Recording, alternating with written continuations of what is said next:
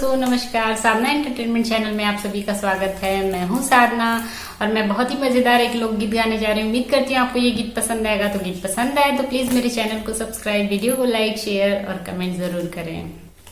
लैला नाये को गहनवा हो पिया करबो मुकदमा, लैला नाये को गहनवा हो पिया करबो मुकदमा, लैला नाये को गहनवा हो पिया करबो मुकदमा। तनिको जो बोली है मोरे सास ससुर जी, तनिको जो बोली है मोरे सास ससुर जी, मानब ना उनके कहनवा हो पिया करबो मुकदमा, मानब ना उनके कहनवा हो पिया करबो मुकदमा, लैला नाये को गहनवा हो पिया करबो मुकदमा, लैला नाये को गहनवा हो पिया करबो मुकदमा।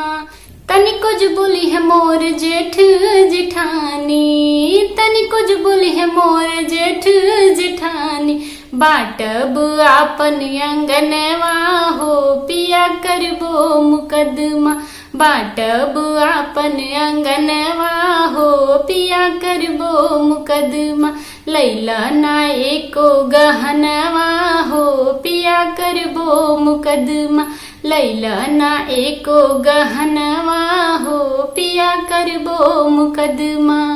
तनिको जो बोली है देवर देवरानी, तनिको जो बोली है देवर देवरानी, कई देबो उनके बेगनवा हो पिया करबो मुकदमा, कई देबो उनके बेगनवा हो पिया करबो मुकदमा, लैला नाये को गहनवा हो पिया करबो मुकदमा, लैला नाये को गहनवा हो पिया करबो मुकदमा।